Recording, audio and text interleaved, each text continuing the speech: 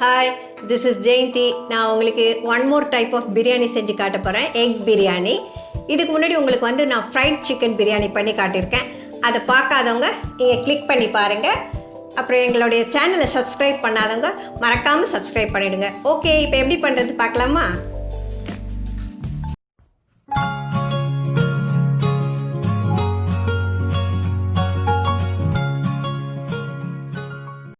ஊற வச்ச பச்சரிசி 2 கப், பாயில்டு எக் 5, வெட்டி வச்ச வெங்காயம் 2 அரைச்ச தக்காளி, பச்சை மிளகாய் 2, இஞ்சி பூண்டு பேஸ்ட் 1 டீஸ்பூன், மஞ்சத்தூள் 2 டீஸ்பூன், மிளகாய்த்தூள் 1/2 டீஸ்பூன், தனியாத்தூள் 2 டீஸ்பூன், சோம்புத்தூள் 1 டீஸ்பூன், மிளகுத்தூள் 1 டீஸ்பூன், கரம் மசாலா 1/2 டீஸ்பூன், புதினா 1 கைப்பிடி அளவு, கொத்தமல்லி கொஞ்சம், பிரியாணி இலை 4, பட்டை 2 துண்டு, கிராம்பு 8, அன்னாசிப்பூ 2, ஏலக்காய் 8, ஜாதிபத்திரி கொஞ்சம், நெய் 2 டீஸ்பூன், ஆயில் 4 டேபிள் ஸ்பூன், உப்பு தேவையான அளவு.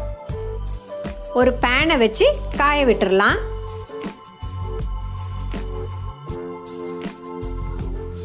பேன் நல்லா காஞ்சிடுச்சு. இப்போ நம்ம வந்து ஒரு 3 டேபிள் ஸ்பூன் அளவுக்கு இதில் எண்ணெய் ஊற்றிக்கலாம்.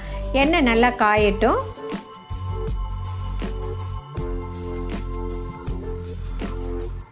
இப்போது எண்ணெய் நல்லா காஞ்சிருச்சு. இதில் நம்ம எடுத்து வச்சுருக்க ஸ்பைசஸ்லாம் போட்டுக்கலாம்.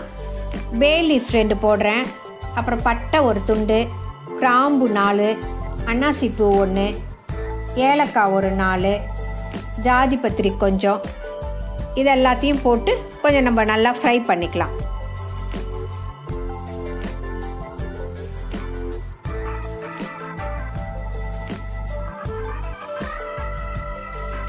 இப்போ ஸ்பைசஸ்லாம் நல்லா வெடித்து வந்துடுச்சு. இப்போ இதிலேயே நம்ம வெட்டி வச்சுருக்கிற 2 பச்சை மிளகாவை போட்டுக்கலாம்.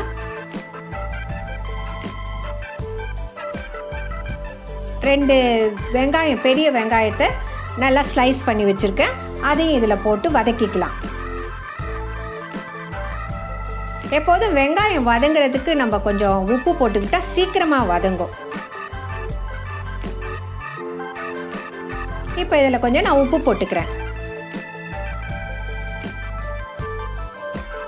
இது நல்லா ப்ரௌன் ஆகிற வரைக்கும் வதக்கிக்கலாம். வெங்காயம் நல்லா வதங்கி வந்துடுச்சு. இப்போ வந்து நம்ம எல்லா மசாலா பொடியும் இதில் போட்டுக்கலாம். மஞ்சத்தூள் ஒரு டீஸ்பூன் போடுறேன், மிளகாத்தூள் 1/2 டீஸ்பூன் போட்டுக்கலாம், தனியா 2/2 டீஸ்பூன் போட்டுக்கலாம்,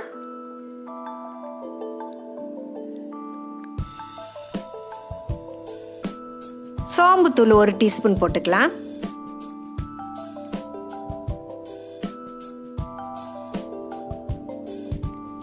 மிளகுத்தூள் 1 டீஸ்பூன் போட்டுக்கலாம்,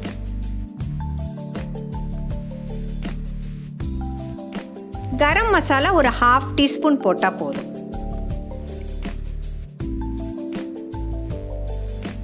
இப்போ இது எல்லாத்தையும் நல்லா வதக்கி விட்டுக்கலாம்.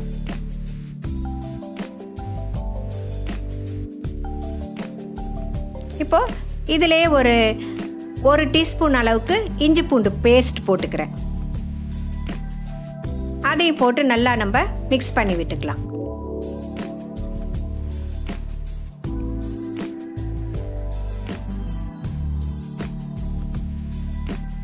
இந்த மசாலாலாம் வந்து பேர்ன் ஆகாமல் நல்லா ஃப்ரை பண்ணி விட்டுக்கணும்.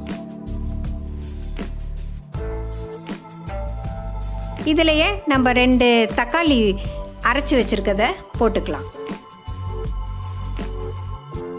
அதையும் நல்லா ஃப்ரை பண்ணி விட்டுக்கலாம்.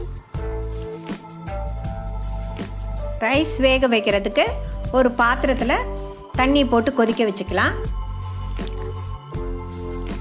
தக்காளி பச்சை வாசம் போகிற வரைக்கும் நம்ம வதக்கி விட்டுக்கலாம். இதை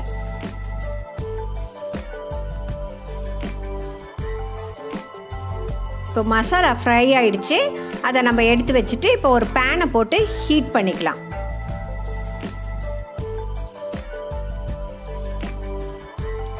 பேன் நல்லா காஞ்சிடுச்சு. இப்போ அதில் ஒரு டேபிள் ஸ்பூன் அளவுக்கு எண்ணெய் ஊற்றிக்கலாம். அதை நல்லா ஸ்ப்ரெட் பண்ணி விட்டுக்கிட்டு இப்போ இதில் வந்து 1 டீஸ்பூன் அளவுக்கு மஞ்சள்தூள் போட்டுக்கிறேன். இது எதுக்குன்னா இந்த முட்டையை வந்து இதில் ஃப்ரை பண்ண போகிறோம். நான் வந்து ஒரு 5 முட்டை பாயில் பண்ணி வச்சுருக்கிறேன். அதை வந்து இதில் போட்டு ஃப்ரை பண்ணிக்குவோம். முட்டையை வந்து பாயில் பண்ணதுக்கப்புறம் நீங்கள் என்ன பண்ணுங்கள், இந்த சைட்ஸ்லலாம் நல்லா கீறி விட்டுக்குங்க. அப்போ தான் அதில் மசாலாலாம் நல்லா இறங்கும்.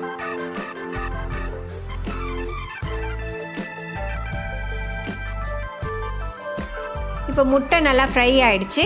நம்ம ஸ்டவ் ஆஃப் பண்ணிவிட்டு இதை தனியாக எடுத்து வச்சுக்கலாம். இப்போ தண்ணி நல்லா சூடாக இருக்குது. அதில் வந்து நம்ம எடுத்து வச்சுருக்கிற அந்த பாதி ஸ்பைசஸ் எல்லாம் இதில் போட்டுக்கலாம். இப்போது இதை வந்து ஒரு மூடி போட்டு கொதிக்க விட்டுடலாம்.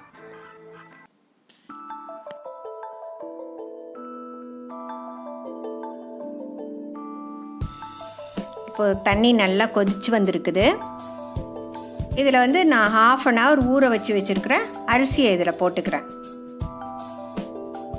எப்போவும் பிரியாணிக்கு நீங்கள் அரிசி வேக வைக்கணுன்னா 80% வெந்தால் போதும்.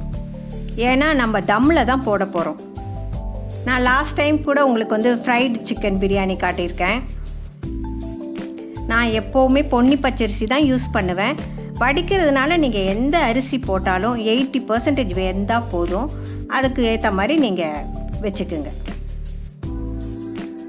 இப்போ வந்து இதில் கொஞ்சம் தேவையான அளவுக்கு உப்பை போட்டு நல்லா மிக்ஸ் பண்ணி விட்டு இதை ஒரு மூடி போட்டு வேக விட்டுடலாம்.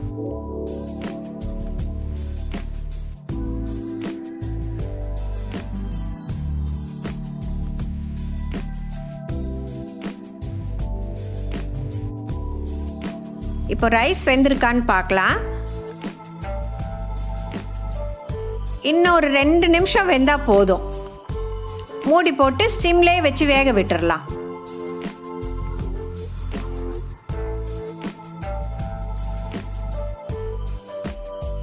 இப்போ ரைஸ் வெந்துடுச்சு. இப்போ நம்ம இதை எடுத்து வடித்து எடுத்துக்கலாம்.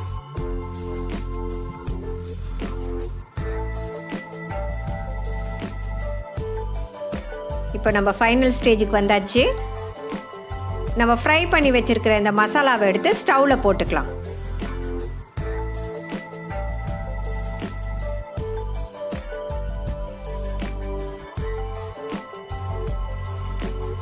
நம்ம ஏற்கனவே மசாலாவை ரெடி பண்ணி வச்சுருந்தோம்ல, அதில் வந்து ஒரு 3/4 டம்ளர் அளவுக்கு நான் தண்ணி ஊற்றிக்கிறேன். தண்ணி வந்து நான் ரைஸ் வடித்தேன் இல்லையா, அந்த தண்ணி தான் நான் எடுத்து வச்சுருந்தேன். இங்கே வேணால் சுடு தண்ணி கூட போட்டு ஊற்றிக்கலாம். சம்டைம்ஸ் நம்ம மறந்துடுவோம் வடிக்கும்போது. அதனால் நீங்கள் சுடு தண்ணி கூட வச்சு ஊற்றிக்கலாம். இப்போ இதில் வந்து ஒரு கைப்பிடி அளவுக்கு புதினாவை போட்டுக்கிறேன். புதினா நல்ல ஃப்ளேவர் கொடுக்கும். எப்போதுமே பிரியாணினாலே புதினா போடாமல் இருக்க மாட்டோம். அப்புறம் இப்போ ஃப்ரை பண்ணி வச்சுருக்கிற எக்கையும் இதில் போட்டுக்கலாம். இந்த எக்கு நம்ம கீறி விட்டோம்ல, அதில் நல்லா இந்த மசாலாலாம் இறங்கும். இப்போ வடித்து வச்சுருக்கிற இந்த ரைஸை நம்ம வந்து கொஞ்சம் கொஞ்சமாக போட்டுக்கலாம்.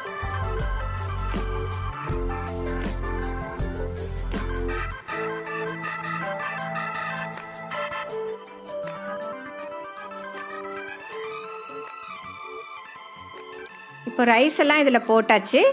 இதை எல்லாத்தையும் நல்லா ஈவனாக ஸ்ப்ரெட் பண்ணி விட்டுக்கிட்டு இதுக்கு மேலே ஒரு 2 டீஸ்பூன் அளவுக்கு நெய் ஊற்றிக்கலாம்.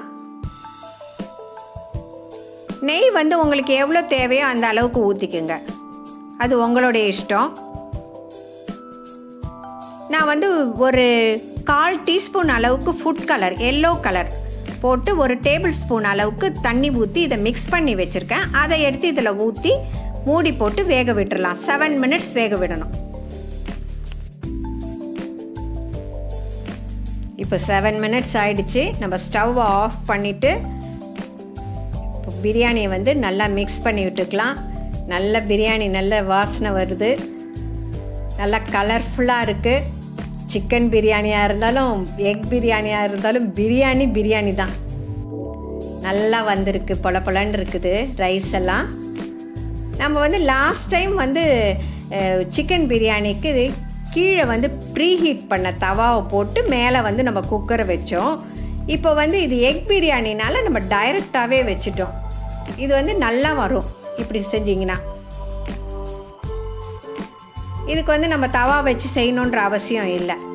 இப்போ இதில் வந்து கொத்தமல்லி தூவி சர்வ் பண்ண வேண்டியது தான்.